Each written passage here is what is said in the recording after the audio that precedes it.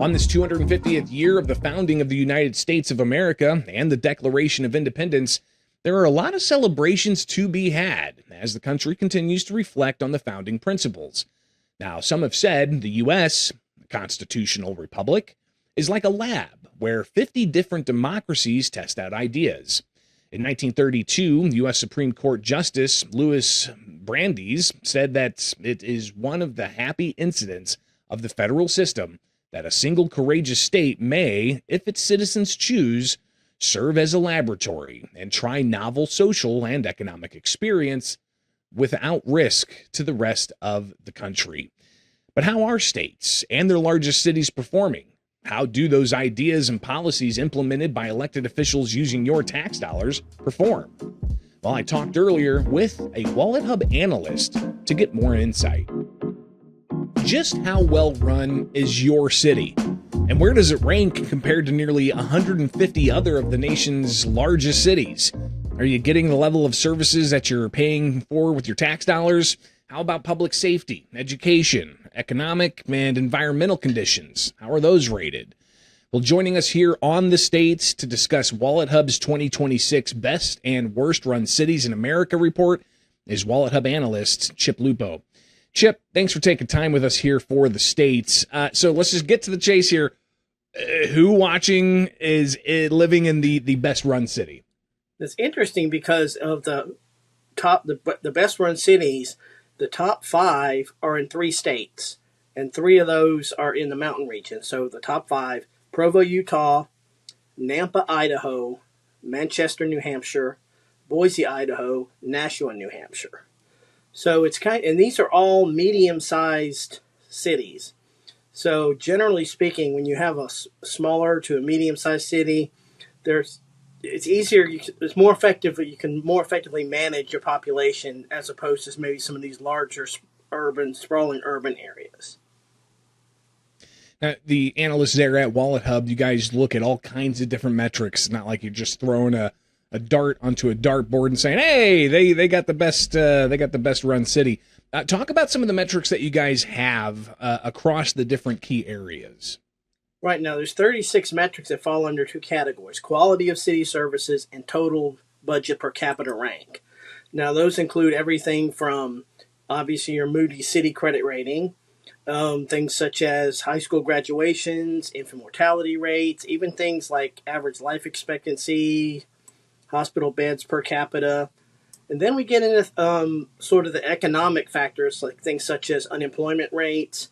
Underemployment rates is one that people tend to overlook, which obviously are situations in which you're working at several pay grades below your qualifications, or in some cases if you're working part-time or multiple part-time jobs because you're in an economic environment in which full-time jobs are hard to come by. Now, when there's a lack of full-time jobs, there's usually a lack of benefits, which often includes health care. So in a lot of these cases, access and quality becomes an issue. We also look at things such as the change in housing prices, quality of roads, and the share of population living in poverty, just a wide range of metrics. So yeah, we just didn't just throw these in a hat and pull them out and rank them 1 to 148.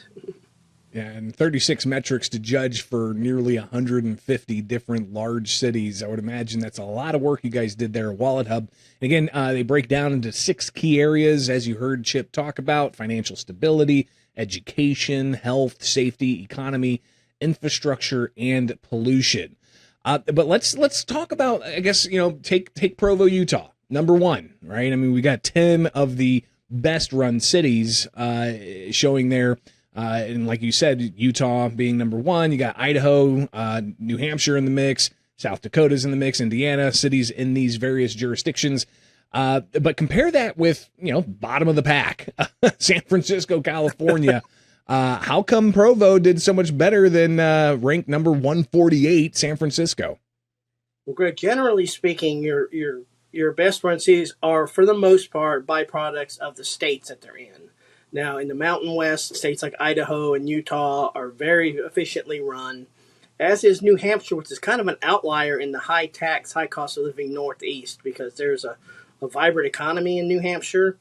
And what's interesting, though, is this is all the after effects of the Doge movement that we saw a year and a half ago, where massive fraud and waste was exposed in the federal government. So what that's done is it raised the eyebrows of not only the taxpayers, but also within some of the leadership in some of these cities, because people understand that taxation is an essential part of doing business to provide government services.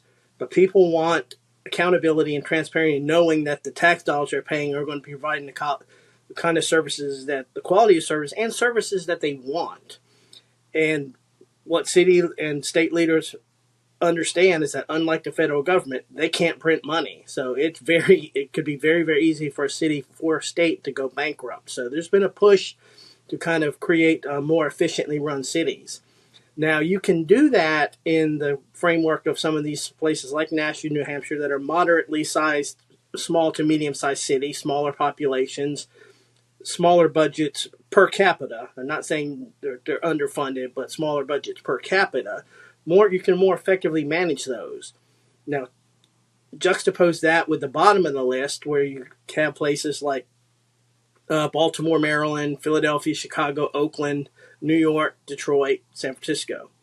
Seeing a trend here, these are large urban areas, sprawling urban areas that not only have large populations, but they have large populations that come into the state, that are commuting into these cities for business or for government purposes. And when you have massive populations and massive budgets, a lot of times it's hard to keep track of all that money, and sort of harder for accountability and transparency. And in a lot of cases in New York, I guess you said, but Detroit is a prime example of one where the budget gets so overblown that there's plenty of room for corruption. Yeah, and then we saw the top 10 there, the bottom 10, including Tacoma, Washington, Long Beach, California, Fresno, California, Baltimore, Maryland, Philadelphia, Pennsylvania, Chicago, Illinois, Oakland, California, New York, Detroit, Michigan, and San Francisco, California. And again, you see California on the list several times. You see New York on the list as well. It seems to be that, yeah, these larger states, is it the policies, the tax policies, the public safety policies that are playing into some of these rankings? It's a combination of both, because what you'll find is that how well a city is run is usually a byproduct of how the state is being run. And as you know, you have states like California and Illinois that are teetering on the verge of bankruptcy, irresponsible spending. Nobody knows where the money is. This famous bridge to nowhere in California that's taken forever, and there's like no or the high-speed rail that's costing billions. Exactly. So in those types of projects. And I do think if your state is poorly run, that's going to reflect in your cities in a lot of cases. Now, you do have some outliers, because in a state like California, you do have some outliers, like Huntington Beach, California, for example, has the highest quality of city services in the state in our study.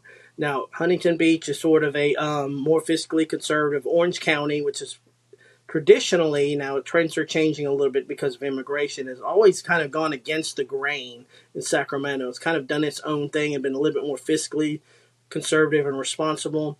So even within some of these massive states with huge budgets and failed economic policies, you do find an outlier in which the city does quite well. But generally speaking, the cities tend to follow the lead of the state, how the state's being run. Your report does kind of break out two different areas, and I want to touch on these briefly here. Long-term debt outstanding per capita. That was one area you guys looked at. And, this is different from the overall general score. Talk about that category and what you're seeing on each end of the spectrum.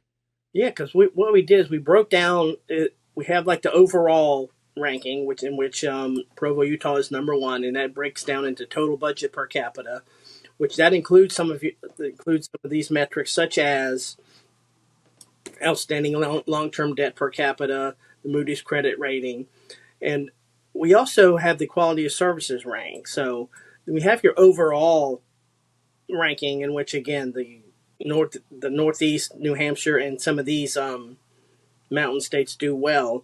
But from that, we come up with a quality of service score. Now, and we just mentioned it, Huntington Beach has the highest quality of city services.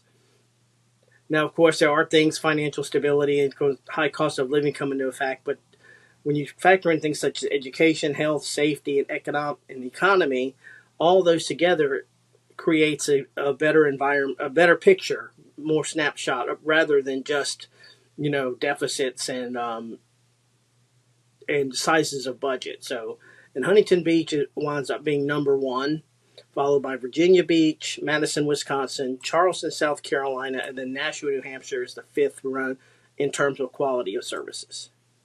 And in other areas, you delve a little bit deeper in the report, just to highlight for people seeing this at WalletHub, is the high school graduation rate, but I'll let people go find that for themselves. Chip, it sounds like there's a lot of lessons that could be gleaned by city leaders from this particular report. Final thoughts? Again, you have to decide if, and again, cities are more or less byproducts of their states. You want to look at how your state is doing, and if your state is doing well, you obviously want to emulate that. If your state is doing poorly economically, you kind of want to buck that trend and maybe petition to get some of those city leaders into state government so the states can eventually run themselves more efficiently. WalletHub analyst Chip Lupo, thank you so much for taking time with us here on The States.